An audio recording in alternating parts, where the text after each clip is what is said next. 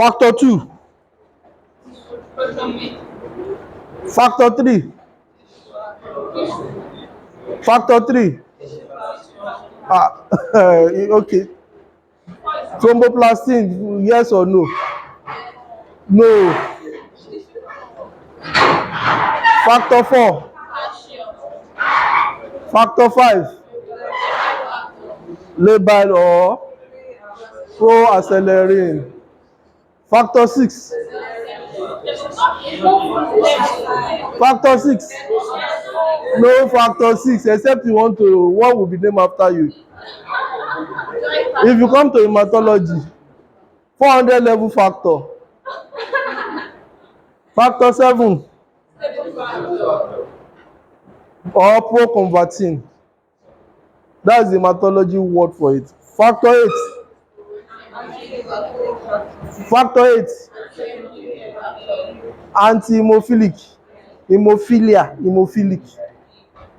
And that's why it's factor 9. Why Christmas? We discovered on Christmas Day. Layer factor, factor 10. Swap power. That's layer factor. Factor 11. PTA, plasma thromboplastin antecedent. Factor 12. You have forgotten.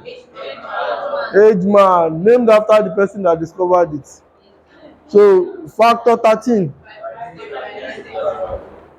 Factor 14. No factor 14. So we are familiar with this. You've done this. So who is going to tell me briefly in 1 minute coagulation cascade? This is the normal coagulation cascade. Intrinsic, extrinsic, common. So intrinsic, what triggers it? That's extrinsic. Intrinsic.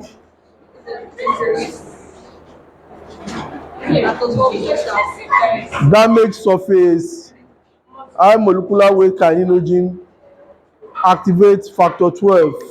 Activated factor 12 activates 11. Activated factor 11 activates 9. Activated factor 9 activates in the presence of factor 8. In the presence of factor 8. Okay, activated factor 10 activates, that's the extrinsic, intrinsic now. We are going to the common pathway. Activated factor 10 will activate, which is factor 2. So activated factor 2 will now activate fibrinogen, but you need activated factor 5 for activation of inactive prothrombin to thrombin. I must inform you, if you don't know, that all the inactive clotting factors exist in your blood flowing. Okay, it is when there is need they become activated. Why do we need to have coagulation cascade?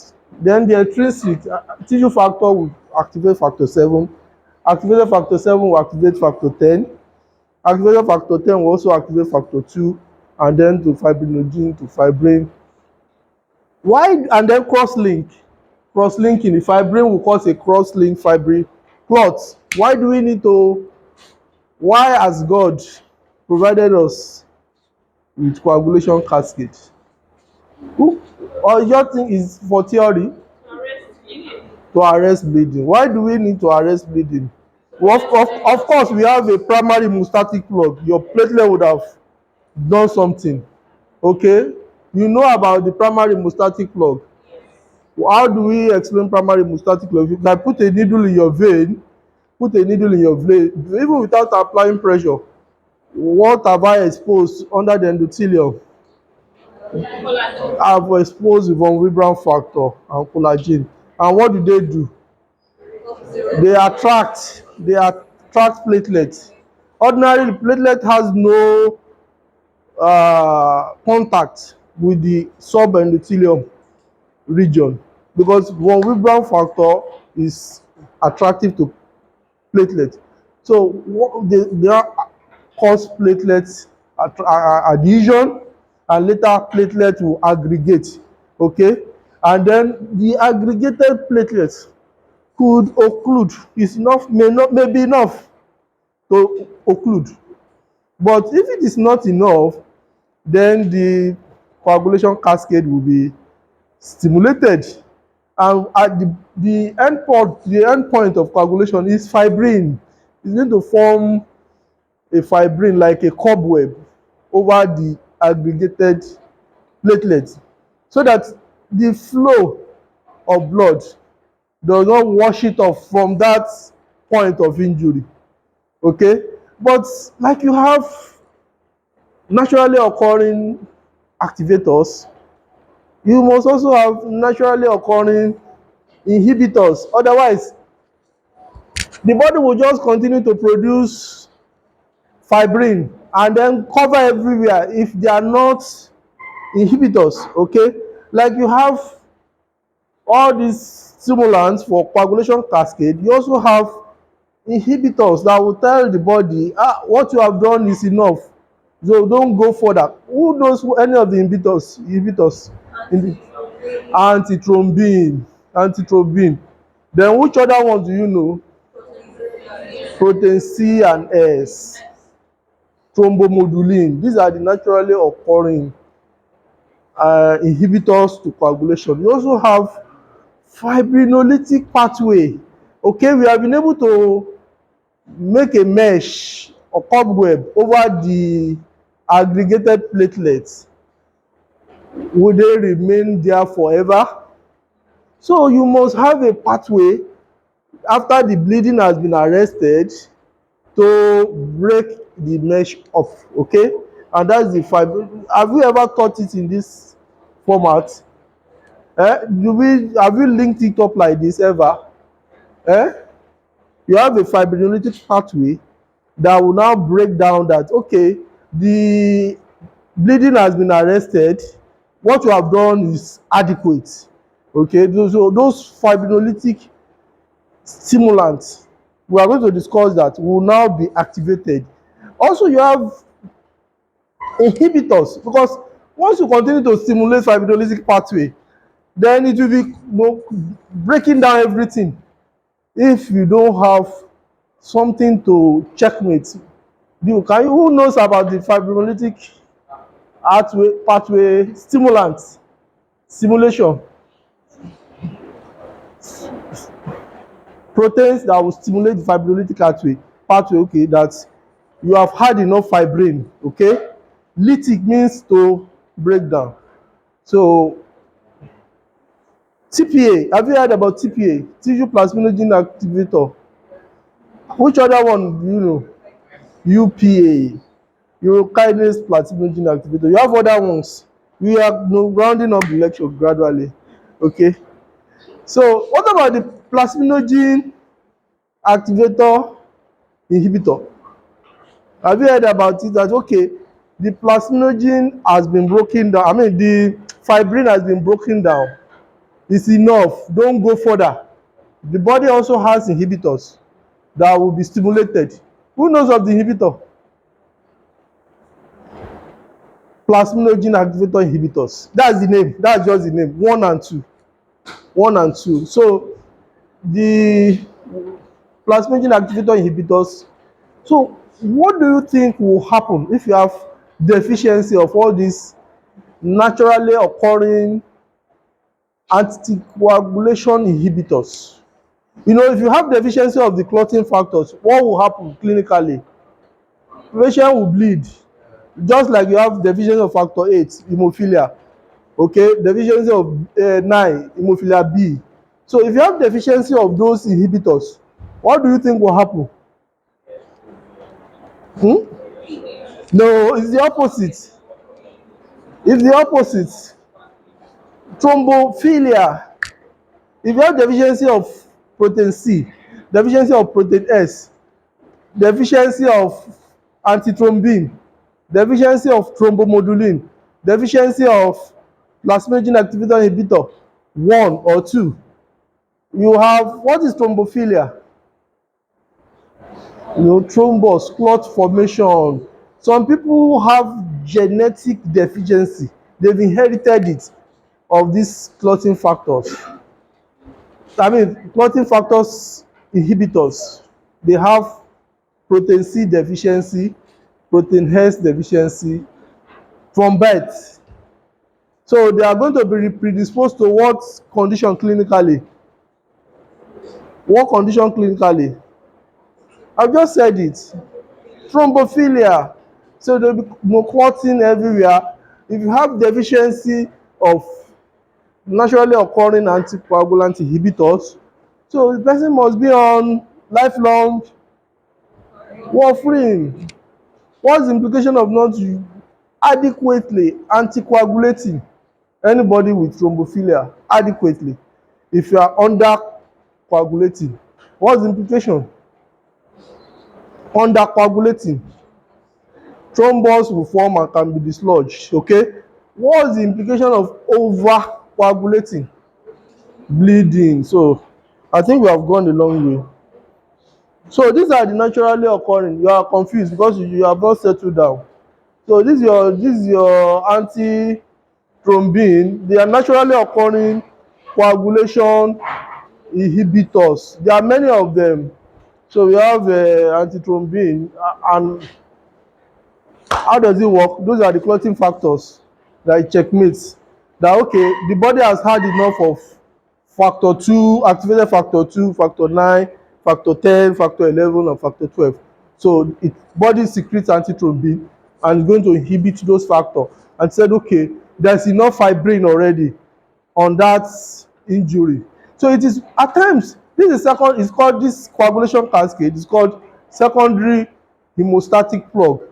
The one for primary is what? The platelets, adhesion, aggregation. So but at times even with your secondary hemostatic plug, bleeding continues. What do you do? With your secondary hemostatic, your body has stimulated coagulation cascade, bleeding continues, and then you have fibrin clot, fibrin mesh on the point of injury, but bleeding continues. So you apply pressure.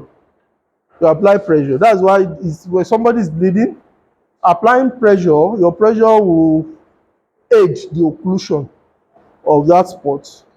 At least if like a road traffic accident, you don't have anything at your disposal, the best you can do for a bleeding person is to apply pressure on that. Or if you don't have, if you are in the theater, what can you do in theater?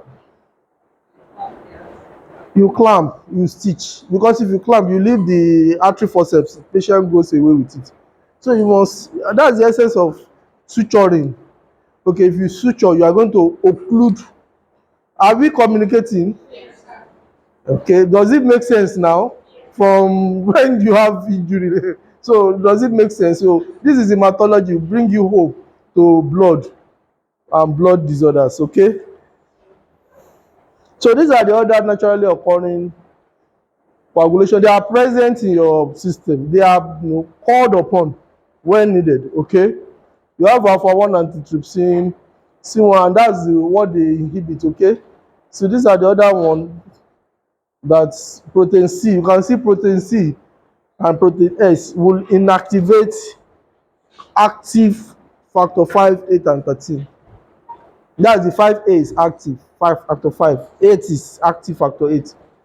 They are already activated. So you need a protein that will inactivate them when it is time for inactivation. Okay?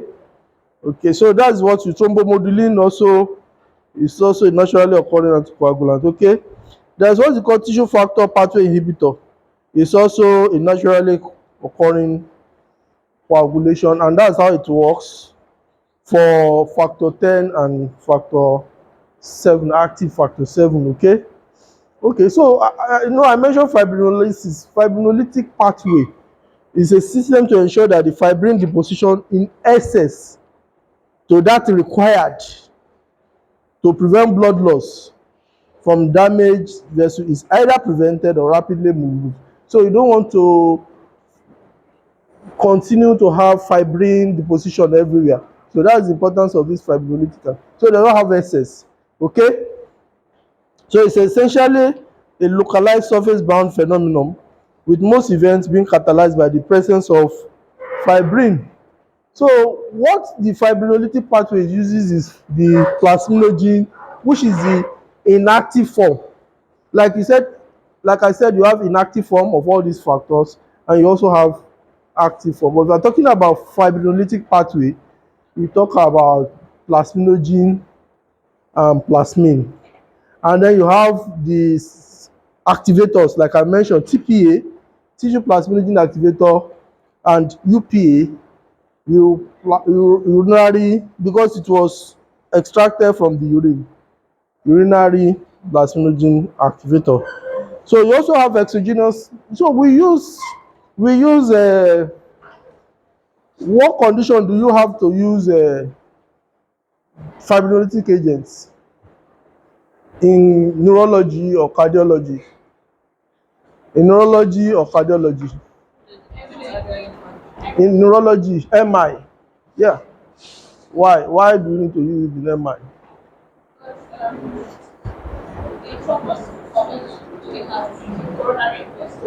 Blocks the coronary vessels. You don't forget that your warfarin, your heparin, they are not, they are preventing formation of further clots.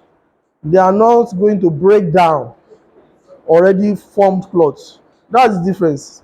Okay. It's going to prevent formation of further clots, hoping that it's going to be thinning out those blood, and gradually those clots will lyse. Okay. But if you want an instant breakdown of somebody that has MI, you must use TPA or UPA, or you have streptokinase that was extracted from streptococcus or staphylococcus. They are known to, but the problem with these ones are anaphylaxis. They cause anaphylaxis, all the streptokinase. So when you get to neurology, those with thromboembolic CVA, then you have to use. So like I said, if you have activators, you must have inhibitors. Okay. So you have plasminogen activator inhibitor too, that will tell the body that what you have done is enough. This activation is adequate. Okay. So there are inhibitors of plasmin. Okay. You also have alpha 2 antiplasmin. Okay. So this is, just take 1 minute to look at the diagram. So this is the inactive form, plasminogen. Okay. So it is when there is need for it to cause fibrinolysis. Why do we need to form fibrinolysis? Why is there need to activate fibrinolytic pathway? So the fibrin that is already formed is adequate. So you don't want the body to continue to generate more fibrin. What's the implication of generating more uninhibited? It can cause thrombophilia. So okay. So the body will now stimulate plasminogen. And what stimulates the plasminogen? CPA, UPA, or you have exogenous. Which one is the exogenous? I just mentioned it. Streptokinase or staphylokinase that you can inject. Okay. But the body has TPA, tissue plasminogen activator, to stimulate plasmin. No, convert inactive plasminogen to, once the body now has enough of plasmin, the plasmin will now be digesting the fibrin. And what's the implication? You have fibrin degradation product, FDPs. Okay, FDPs. Okay, but like you have TPA, UPA, you have streptokinase. Like I said, you must also have inhibitors. Otherwise, the body will continue to stimulate plasminogen to plasmin, and the plasmin will continue to digest everything digestible. So the body will also, when you've had enough of the digestion of fibrin, the body now call on the inhibitors, like the plasminogen activator inhibitor 1, plasminogen activator inhibitor 2, or this inhibitor alpha 2 antiplasmin alpha 2 microglobulin, they all inactivate the converted plasmin from plasminogen. Somebody is following me. So there is another pathway that can stimulate that's thrombin activated fibrinolysis inhibitor, because thrombin can also cause formation of thrombin activatable inhibitor, fibrinolysis inhibitor, that can cause breakdown of those formed fibrin and cause, it can come through here or through here under, and the end product is FDPs. This is your D dimer that we measure. You have heard about D dimer. So this is D dimer, your FDPs. Okay. So this is another diagram showing almost the same thing I've just explained. But I want you to just look at this. Okay, it's still the same thing, plasminogen to plasmin, fibrin cut, and FDPs. Okay. Okay, so then this is, it's still the same thing. Plasminogen activator will activate plasminogen to plasmin. Plasmin will digest the fibrin, and you have FDPs. Okay. So you also have inhibitors. Okay. But this is what I'm waiting for. You can see the fibrin. Can you see the fibrin, the white strand? Eh? Then you see the clots. These are the red cell. This is the primary hemostatic plug. Eh? Then you have the fibrin that is enmeshed on it, so that the flow doesn't wash it off. Okay? So that it's going to arrest bleeding at that spot. Okay? So you can see the TPA, your TPA, that okay, there's enough fibrin. It's enough, it's okay. The body will now signal stimulation of TPA and UPA to convert what to what? Convert what to what? Plasminogen to plasmin. So what does plasmin, what does it do? It digests the fibrin. Digest the fibrin. So you have the FDPs, and so that the fibrin, we are on the same page. So these are the PAI, plasminogen activator inhibitor. So you have, like I said, this TPA and UPA converter is still the same thing. So like I've said, PAI1 is linked to venous or arterial thrombosis. There is increased evidence that we have done this research, that PAI level is high in sickle cell disease, and that's why they are prone to hypercoagulable state. The placenta secretes PAI2, and that is why in pregnancy, thrombophilia, somebody can just drop dead from clots because of secretion of PAI2. So elevated PAI1, which is plasminogen activator inhibitor, can cause thrombophilia. Okay, because it will be inhibiting all those plasmin, and so similar. Okay, so I'll just talk about protein K, vitamin K cycle. Okay, we know how vitamin K plays a role in coagulation. Okay, what does it stimulate?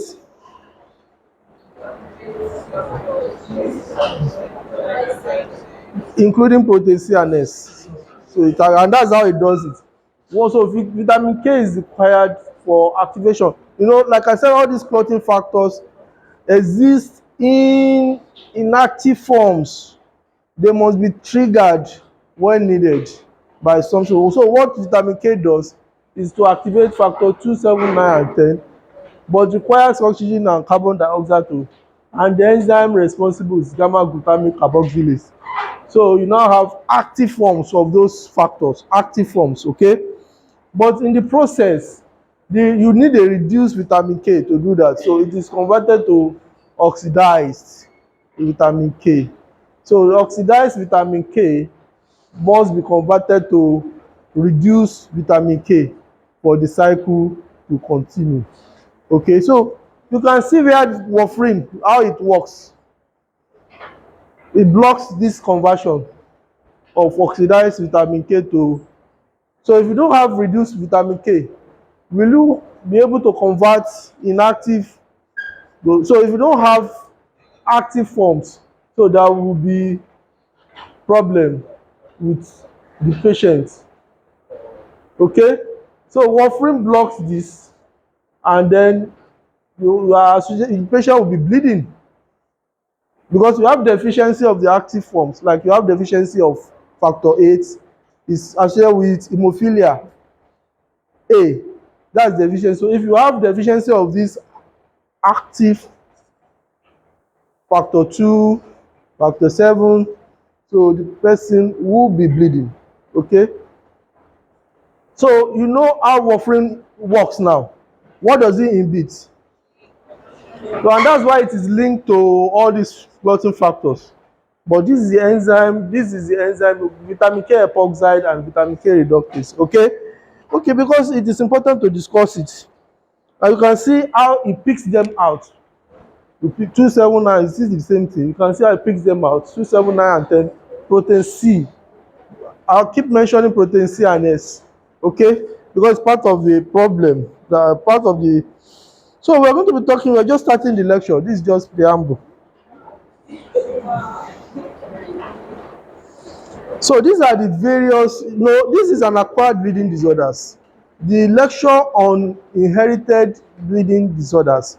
We'll be talking about hemophilia because these ones are not inherited. They are acquired one way or the other after birth. And these are the various causes of acquired bleeding disorders. Okay? Deficiency of vitamin K dependent coagulation factors, liver disease, PLCC. PLCC can cause bleeding. How will it cause bleeding? We are going to listen to this. Then DIC, which we are going to talk about. Fibrinolysis. We will talk about antiphospholipid antibody. Wow. Antiphospholipid antibody. So where is phospholipids needed? Where is phospholipid needed in the coagulation cascade? In the intrinsic is needed.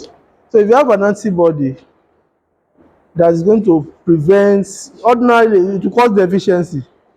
If you have an antibody against phospholipid and then you have destruction of the phospholipid needed in the conversion of one factor to the other intrinsic factor, ideally you should have bleeding, but ironically it's clotting that it presents with. Ironically, it's clotting that thrombophilia. Massive blood transfusion. I think I've explained how massive blood transfusion, how does it cause bleeding? Massive blood transfusion. What is massive blood transfusion in the first place? Transfusion of total blood volume of an individual within 24 hours. Within 24 hours. If I transfuse your total blood volumes within 24 hours, that's a massive blood transfusion. Okay? So what's extracorporeal circulation?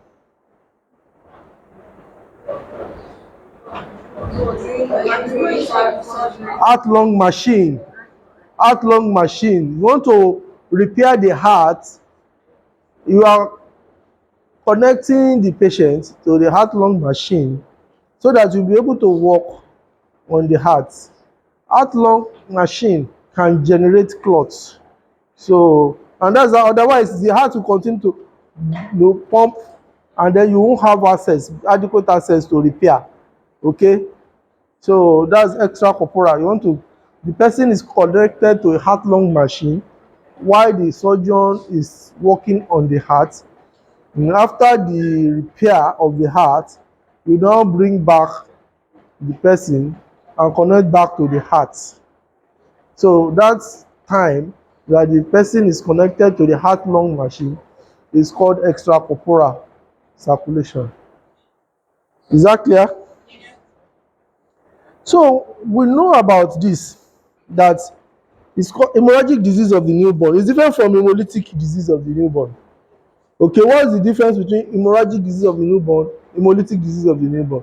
Hemorrhagic disease of the newborn is also called vitamin K deficiency bleeding. Vitamin K is deficient in the newborn. Okay, and we know the implication. So what's the implication of deficiency of vitamin K? You will not be able to convert reduced vitamin K to oxidize vitamin K, and in the process you will not be able to convert the inactive forms of all those clotting factors like 27910 protein C and to the active forms, and then there will be deficiency of those active forms, and then there will be bleeding.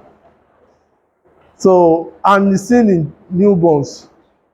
It's seen in newborns, okay? And that's what is called vitamin K deficiency bleeding or hemorrhagic disease of the newborn. Is that clear? So, but plasma levels of vitamin K dependent factors in all newborns falls normally in the first 2 to 5 days of life and rises from the 7th to 14 days. So all newborns are prone to bleeding, okay? But by 7 days to 14 days, it should peak, okay? But in vitamin K deficiency bleeding, the initial fall is accentuated, is prolonged, and the secondary restoration is delayed. Okay, so there is no vitamin K available, okay, to convert the inactive forms to active forms. Okay, is that difficult to understand? So some other factors further diminish amount of vitamin K available in units. Prematurity can enhance it. Preterm babies, what gestational age do you consider a baby as preterm? You have not done obstetric, I know. What's the term? What's the normal term? For those that have had babies here, we have some people who have had babies. How many have you had? Eh? What's the normal term? She has had 2 or 3. Eh? 1. So what's the term? What time? What 36, 37 weeks? So any baby born before 36 weeks is not considered, is considered a preterm. So they are predisposed to vitamin K deficiency bleeding. Inadequate dietary intake, delayed gut colonization. Those are the causes, and you know they are called acquired causes, so not inherited. So that's why it's for coming under acquired. Various obstetric and perinatal complications can cause vitamin K deficiency bleeding. Maternal deficiency of vitamin K also can also be responsible. So levels of vitamin K dependent factors at birth are approximately proportional to the gestational age, and that's why preterm is likely to have and birth weight more of vitamin K deficiency bleeding. Okay, so in preterm infant, the physiologic immaturity of the liver is marked, and the response to vitamin K is subnormal. So how will you treat if you are faced with a vitamin K? So what test will you do to confirm that, okay, you are called to see a baby who has been bleeding, a female, not a male, no circumcision, a week old, and you are suspecting vitamin K deficiency bleeding? What test will you do? What test will you do to confirm? You do a PT, prothrombin time. Why PT? It's extrinsic because 7 is there, 2, 7, 9 and 10. So if you do a PT and the PT value is, for example, 30 seconds, your control is 13 seconds, and a newborn, a female, you can start suspecting vitamin K deficiency. Okay, vitamin K deficiency bleeding. If the PT suspect, mark my word, suspect. So how will you confirm? How will you confirm? Okay, you have, okay, let me rephrase. Okay, you have a boy who has come for circumcision and is bleeding uncontrollably after the circumcision, and then you have done your APTT, is prolonged. Your control is 30 seconds. The boy APTT is 150 seconds. So you are suspecting hemophilia. How will you confirm that this boy has hemophilia? No, what is vitamin K got to do with? How will you confirm? You do a factor assay. You know, yeah, you know you can assay the factor. There is an expected amount in an individual. You are expected to have a certain amount of factor 8, expected amount to have factor 9. So if you do a factor assay, okay, you do a factor assay, what do you expect in suspected hemophilia? It will be high, it will be low, it will be low. So similarly, if you are suspecting vitamin K deficiency bleeding, you have done your PT and your PT is prolonged, you can do a factor assay of those. It is expected that they will be low. So these are the clinical features: bleeding, melena. What's melena? What's melena? Black altered blood in stool container. What about cephal hematoma? Cephal hematoma. Bleeding to the scalp, because as the baby is trying to navigate his or her way out, the it is possible that the baby will bleed into the skull. Okay, bleeding after circumcision is also possible.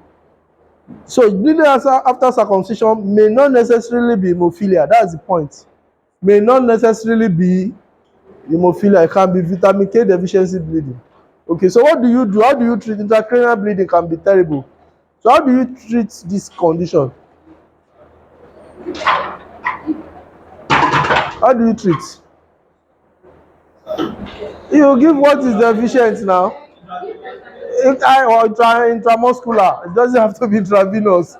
You just give vitamin K is available 10 milligram as an injection. 10 milligram, 5 milligram. You just give IM 2-3 days to augment whatever deficiency, and then the bleeding will stop if it's vitamin K deficiency bleeding. Okay, there will be prolonged APTT too, because 9 is also involved. Okay, 2, 9, 10, 10 is involved. For PT, APTT will be prolonged. Okay, but if you do a factor assay, there will be low level of factor 2, factor 7, factor 9, factor 10 protein C and S. Okay, so like I've said, you just give. What about FFP? You know about FFP? How do you get FFP? Have you been told how to do fresh frozen plasma? Have you been told how to do fresh frozen plasma? No. Okay. What about cryo? Okay, but let me just quickly explain. Okay. You've seen a whole bag. You have donated blood one way or the other. If you have not donated, you have gone to the ward. You've seen a bag, okay, of blood. Okay. What anticoagulant do you have in the bag? A blood bag. You have done that already. You have done that. CPDA, citrate phosphate dextrose adenine with inosine. So you have that in the bag. So, but I'm not sure you have seen double bag or triple bag. You have triple bag, you have double bag, you have single bag. What you have seen on the ward are single bags. Okay. So if the patient has come to donate blood, and then you have in mind you want to prepare FFP, or you want to prepare platelet concentrate, you would have used a triple bag from the start. Okay, triple bag has 2 empty bags attached to the initial bag they are going to use for the collection of blood. Okay, so where are factor 2, 3, 9? Where are they in the blood? in the plasma. They are in the plasma. So you want to get those factors out.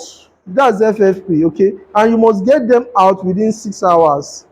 Otherwise, because of the lifespan, they will be lost if you don't get them out within 6 hours. So you want to prepare your FFP. So you have a triple bag. You are bleeding. You have bled the donor inside a triple bag, and within 6 hours, you put the triple bag and the containing this bag containing the blood and the two empty one into a cold centrifuge. You call it cold centrifuge because it's bigger than your best centrifuge. Okay, because it's called a cold centrifuge because you can adjust the temperature. You can bring the temperature to 4 degrees, unlike your bench centrifuge. Your centrifuges you use, they don't have a temperature regulator. You just put a bottle. You've seen a centrifuge before, okay? So, but this one is bigger and has buckets. You have 4 buckets, 6 buckets, 8 buckets. What's the most balanced? And then that's a temperature regulator, so you can reduce the temperature of the machine to 4 degrees. 4 degrees is fridge, okay? Okay, so you now spin your bag, the triple bag, two empty bags and one bag containing blood. I hope you are on the same page. Okay, you spin, first spin, you get a PPP. So how do you get a PPP? You spin, you decant, so you decant the plasma into the second bag, satellite bag. Then you now have cells, the breast cells settled. Okay, after your first centrifugation, you cut, that's your pack cell. Okay, the second bag is PRP. What is PRP? Platelet rich plasma. So you now spin the second bag containing the supernatant, the plasma, and then the platelet settles down. You now empty the plasma to the third bag, and that your PPP. Okay, and if you do this within 6 hours of blood collection, and then you freeze, you now have your fresh frozen plasma. The lifespan for FFP is 1 year. Is 1 year, okay? So you have three components from single unit of blood. What are these components? You have packed red cell concentrate, which is packed cell. You have platelet concentrates. Then you have FFP, fresh frozen plasma. So that's how FFP is produced. So, but the condition of FFP is that it must be frozen within, if it's not frozen within 6 hours, what do you have? The factors will be lost. What about cryo? Cryoprecipitate. The cryoprecipitate is produced because of the volume of FFP. You want to reduce the volume. So your FFP that is frozen, you thaw, and then spin again, and then decant. So the clotting factors will be present in those supernatants that you have decanted with a smaller volume. So that's how you produce cryo. So if there is a volume challenge, somebody that has anasaka, what is anasaka? And then you don't want to be, the person needs clotting factors, but you don't want to be bombarding with more fluid. So your best bet is to get a cryo that has all the clotting factors. But if you don't have a cryo, you can still give FFP, okay, but FFP will be adding more to the volume. Is that difficult to understand? So you can give FFP for any coagulation disorders like vitamin K deficiency bleeding. So it's going to supply the factors that are needed. What factors are we talking about? Vitamin. You can decide to give cryo.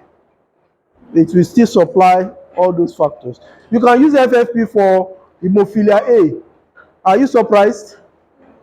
You can use FFP, you can use cryo for hemophilia A. And you know how it is produced now. You have a non-functional cold centrifuge in the BTS. Blood transfusion service, we have a unit, we have a unit in LASUT. Blood transfusion, Lagos State Blood Transfusion Service has a unit. So we have a cold centrifuge, but it's a brand new, but it has not been activated. It is expected that we should be producing FFP, although they have FFP, they rely on Gbagada General Hospital. That's the headquarters of Lagos State Blood. They produce components at Gbagada and transport to LASUT, both platelet concentrates, FFP. Have you seen FFP how it looks? Have you seen one before? No, okay. You will see when you. So you have plenty of them in the. So what about liver diseases? Liver diseases. You know, what are the liver diseases you know? Which liver disease do you know? Sorry? Cirrhosis, liver cirrhosis, liver hepatitis B, hepatitis C. What about other ones? PLCC. What's PLCC? Okay, because almost all the clotting factors are produced in the liver. So if you have liver pathology, more clotting factors will be produced or less. And what's the implication? Bleeding. So that is why liver diseases are associated with bleeding disorders. Is it difficult to understand? So these are the factors. Then most of the time you have hypersplenism, splenomegaly. So what is the implication? Pooling of platelets. What is the amount, percentage of platelets that should be in the spleen normally? That should be in the spleen normally in you and I. Percentage 30%. But if you have splenomegaly, you have hypersplenism, more platelets will be pulled into the spleen. Then you have deficiency. You can see somebody that has PLCC is death sentence. You know, you have deficiency of clotting factors. You now have a splenomegaly pulling platelets. So it is two attack from two fronts. No platelet, no clotting factors. Okay, so that is the abnormal fibrinolysis. You know, it causes BT. So what you do? What is PCC? I want to quickly mention PCC. PCC, proton beam complex concentrates. Have you heard about it before? Okay, you use FFP for liver cirrhosis, you use cryo, you can use PCC. Proton beam complex concentrates contains the 2, 9, 10, 2, 9, 2, 7, 9, and 10 factors. It's available commercially, but it's very expensive. 2, 7, 9, and 10 factors that have been extracted and produced in form of a concentrate in a company. It's different from the one you got from your cold centrifuge. Okay, they have been fractionated out in a company. So that is a PCC, proton beam. What do they contain? Yes, I just wanted to be sure you are following me. Yeah, you can use vitamin K too. That's why you use vitamin K. So to augment conversion of reduced vitamin K to oxidized vitamin K, and in the process convert what? Inactive active forms of those clotting factors. Okay, so these are other. So we talk about DIC. So this is disseminated intravascular coagulopathy. It is coagulopathy occurring everywhere in the body. That's a big problem. If you have stimulation of coagulation cascade, consumptions of platelets, and it's occurring everywhere in the body, don't you think that will cause shortage of the clotting factors? Because you are using them up, then platelets too will be consumed. So, and then it's like opening a tap of blood, the person will be bleeding non-stop, non-stop. Nothing. If you do your suturing, do pressure, it won't work because the clotting factors have been completely consumed because they have been inappropriately stimulated. And the fibrinolytic, so everything is haywire. Fibrinolytic is upside down, everything is haywire. So it is 50% of DIC seen during pregnancy and delivery.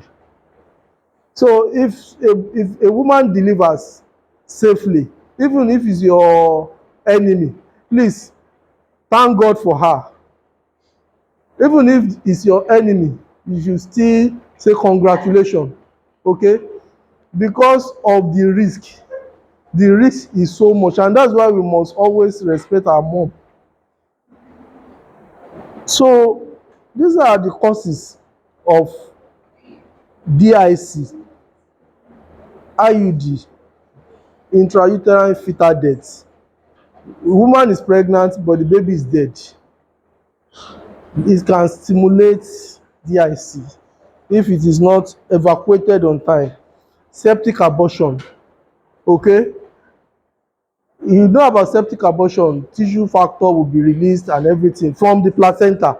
And if its tissue factor is released, then all your gram positive organisms like staphylococcus, streptococcus, klebsiella, which other ones? You remind me, klebsiella is gram negative, yeah, klebsiella is gram negative. Gram positive and gram negative can stimulate DIC, okay? They will be released during septic abortion, okay? Amniotic fluid embolism. The amniotic fluid can just be dislodged and goes into the vein and cause DIC for no reason, okay? Eclampsia. What's eclampsia? What's eclampsia? It is pregnancy induced hypertension associated with seizure. Associated with seizure. 8-month-old woman, pregnant woman, no having seizure. It's a serious problem.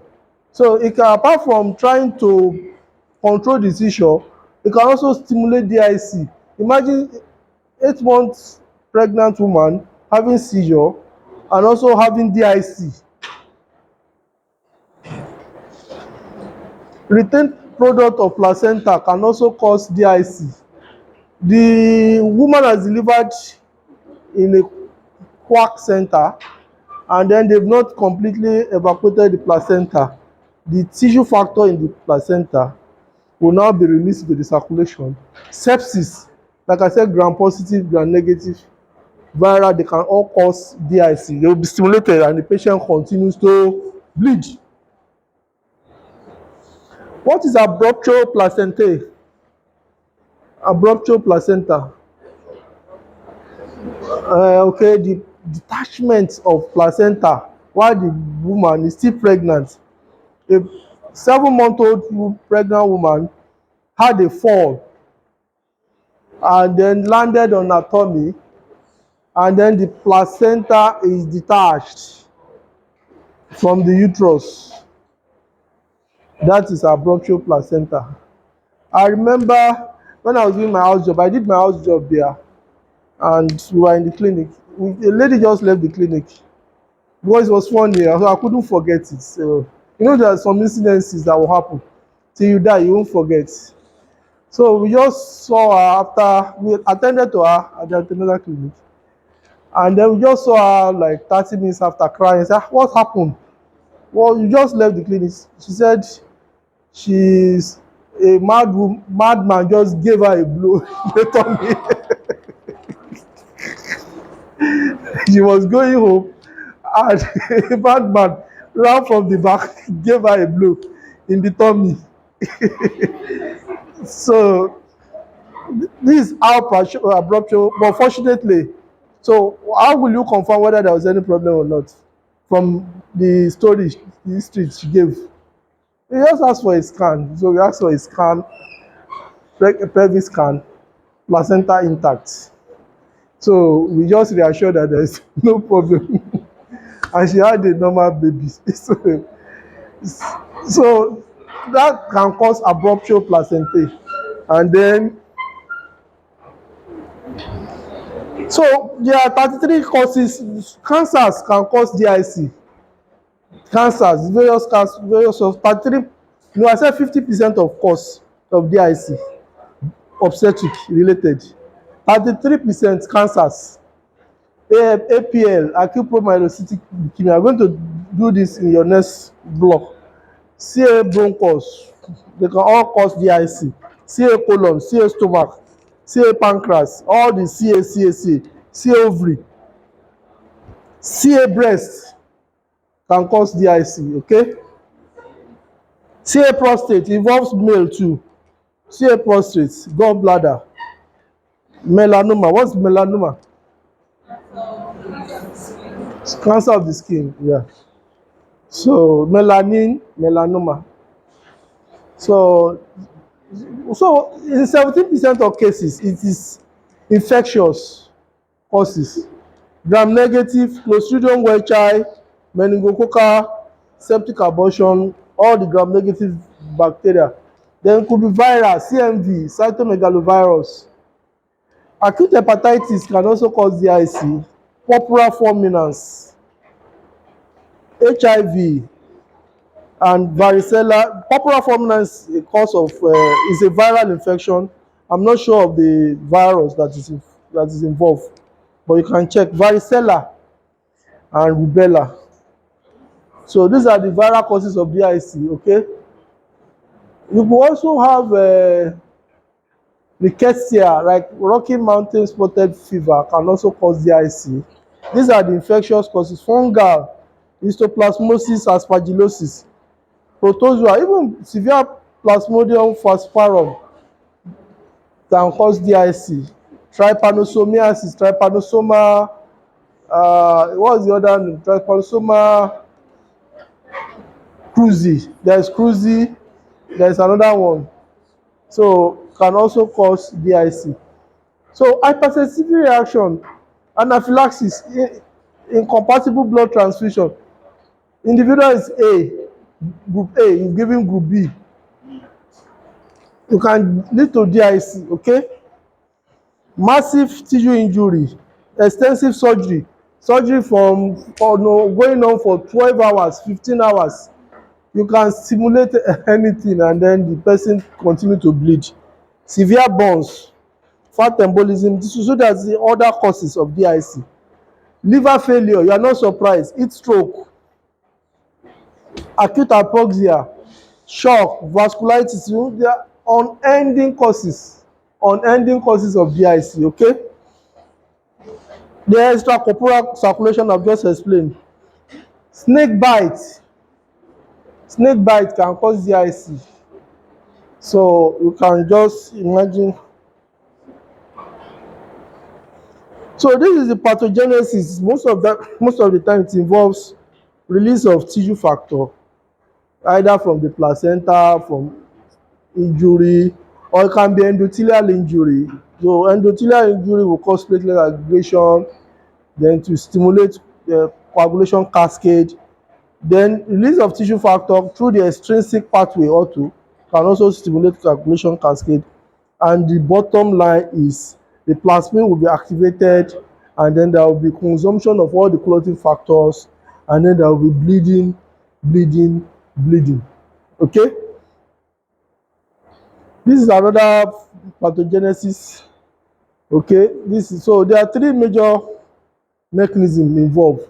Like I've said, release of procoagulant tissue factor or thromboplastic substance like tissue factor into the circulation, either from the placenta, from leukemic cells, liver diseases, malaria, snake bite, will stimulate all the coagulation cascade, extrinsic, and then leads to bleeding. The second one is Endothelial injury can also cause aggregation, platelet aggregation and everything. Then the third one is widespread intravascular platelet aggregation caused by bacteria, viruses and all the other organisms involved. Okay, so this the clinical feature is simple. There are two three types of there is acute DIC that is associated with bleeding because of the distortion in the coagulation and fibrillation. It could be chronic, that just be thrombotic. That one is associated with thrombotic tendencies if it's chronic, or microangiopathic hemolytic anemia due to vascular occlusion as a result of widespread microvascular thrombosis. Okay, so this is simple. The patient will just continue to bleed and bleed and bleed, okay, and cause a lot of distortion. So how will you, this is a case of ecchymosis. So it's not too clear, but it will be clear on your when you look at it. This is another case of ecchymosis. It's very prominent in the white. You can see the patient has bled into the skin, under the skin. So because the platelet is consumed, coagulation cascade is distorted. Okay, so this is another case of ecchymosis. So how will you investigate DIC? You are suspecting somebody is bleeding. What test will you do to confirm DIC? Nobody is answering me. Proton beam time. What other tests? There are 10 tests to do. Before that, APTT now, activated proton beam time, everything will be prolonged. APTT will be prolonged. It's also called PTTK. I hope you know PTTK is the same thing as APTT. Okay? TT, thrombin time will be prolonged. Fibrinogen will be reduced. Why? It has been used up. Platelet count will be reduced. Why? It has been used up. There may be leukocytosis. Why? Sepsis. FDP will go up. Fibrin degradation product will go up. There will be more FDP. Everything has been activated. Plasminogen, fibrinolytic active, everything. So FDP is your D dimer. Anemia, there will be anemia. Are you surprised? Why? I can ask you, give me 10 laboratory investigations to confirm DIC. So these are what you are going to mention. Anemia, I know some people will still not do it well. Okay? There is hyperplasminemia. Plasmin will be elevated. Hypoplasminogemia, plasminogen will be reduced because it has been activated. Okay? Antithrombin 3 will be consumed in the process and it will be elevated. Consumption will be high. So D dimer is also high. This is a fibrinopeptide A in circulation is also high. Protamine sulfate test is positive. You can read about it. But these are the quick tests that you can do, quick diagnosis of DIC. If you do a full blood count and platelet count is low, prolonged bleeding time because it has to do with platelets. So how do you do bleeding time? You do what? That's what you're going to do this afternoon. IV templates, and HESIS test. Have you heard about HESIS? HESS. HESS. HESIS test. No. Okay, that's what we'll do today. What about the IV template bleeding time test? How do you do it? I've described it here before. IV templates. You inflate, you use a sphic, inflate the cuff to 40 millimeter of mercury, and then make a lancet on the forearm and start your stopwatch, and then mop the blood and time. What's the normal bleeding time? 2 minutes, 2 to 7 minutes. 2 to 7 minutes, 3 to 5 minutes. What about Hessis test? Have you done that before? You are going to use a sphere and inflate the cup to the diastolic. You do a BP check the diastolic, then inflate and leave it at diastolic, and watch out for any petechia or purpura. Why? What's the implication of that? Platelets. So these are what you can quickly do. Okay, so you have to individualize treatments. Before you give your FFP, you give your cryo, there is a septic abortion, you must use antibiotics. There is a retained product of placenta, you must evacuate the placenta. There is intrauterine fetal death, you must bring out the baby. There is no point giving FFP, giving cryo, giving platelet concentrates when the primary cause is still there. Okay, so you must use platelet concentrates to treat. You can use, so this is the cutoff we use. Like if the platelet is less than 20, actually not 40 here, but 20,000, we will give platelet concentrates. Okay, if the PCV hemoglobin is less than 8 gram, INR is greater than 1.5, fibrinogen assay is less than 100 milligram, or you give FFP or fibrinogen. You can also give cryoprecipitate. Okay, so but you must attend to the primary cause. So these are the complications. Thank you for listening.